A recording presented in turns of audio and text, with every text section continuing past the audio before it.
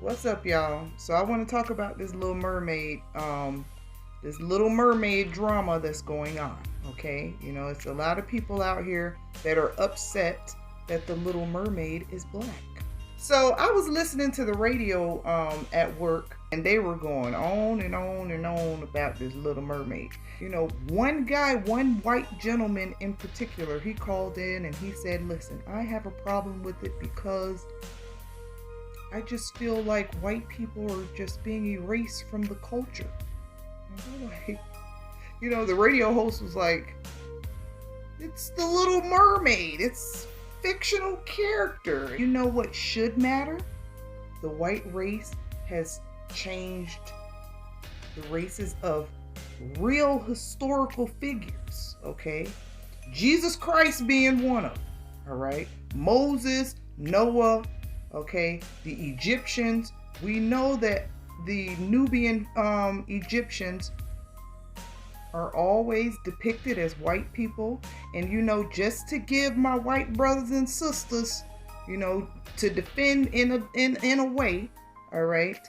There were whites in Egypt when the Greeks came, and they were the last to rule over Egypt. Cleopatra was the last ruling queen of Egypt. But other than that, the pyramids and things, Tutankhamun, King Tut, all of these Nubian pharaohs that you have in your museum, all them people were black.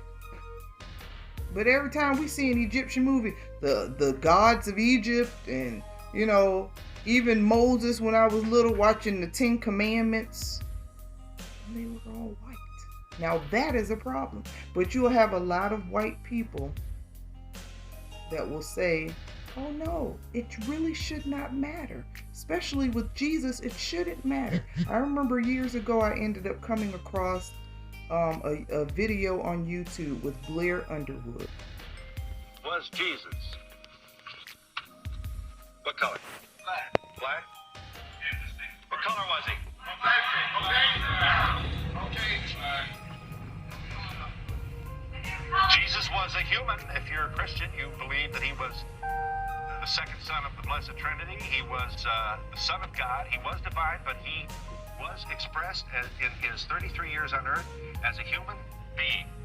And now coming forward are not a few very, very active people to say that the presentation of a white Jesus down through history before people of color has served to characterize the Caucasian as superior, as the best, as better than others.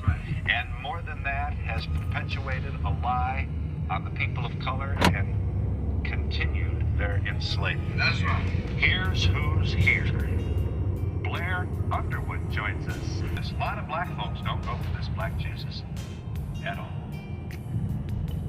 They're praying to a white Jesus all their lives. This is their Jesus. And no activist of the moment is going to come along and rip that imagery out of their soul.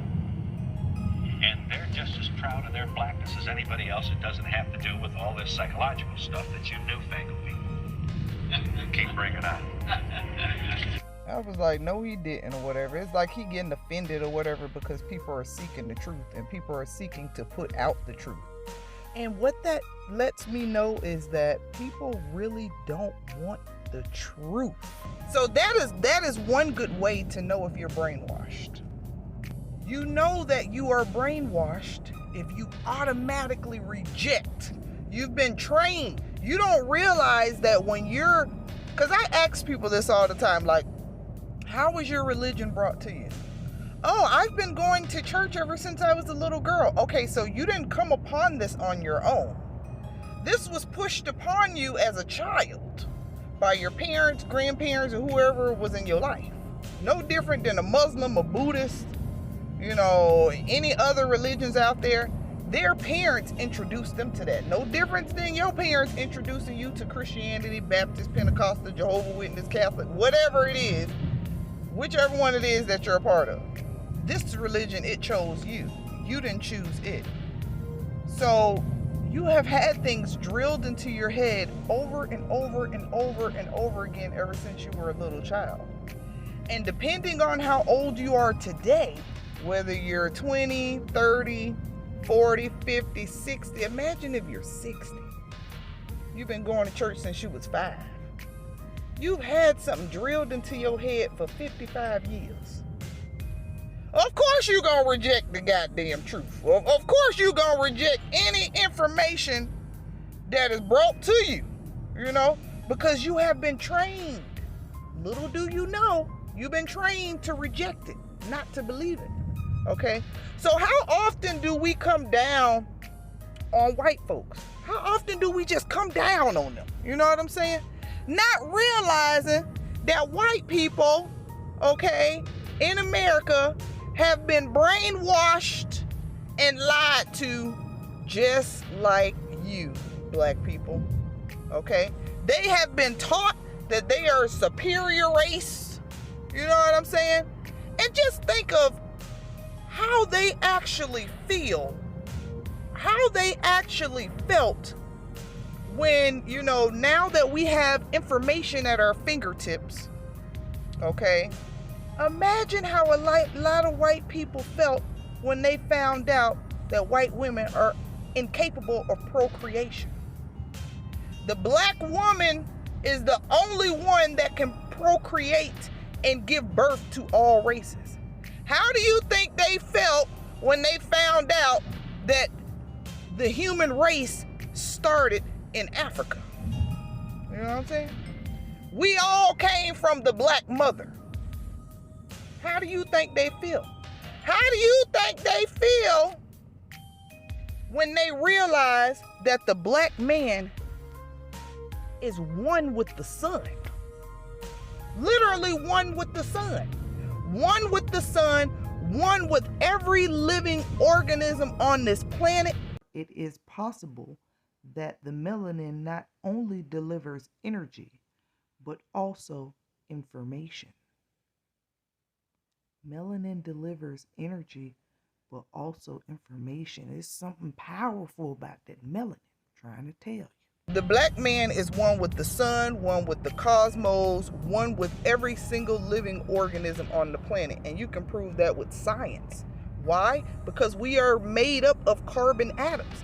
Every human being starts off with a melanin explosion within the womb. The baby inside of the mother is coated with melanin. Melanin is the element of life.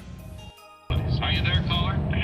Yes, Phil. I just want to say that when God said he was going to make man in his image, he did not mean white, green, or any color. It was supposed to be spiritually like him. Very good. And that's what is important. Yes, well, you are kissing a baby here, and you're waving a flag. These politically active people who... How is just spreading the truth being politically active?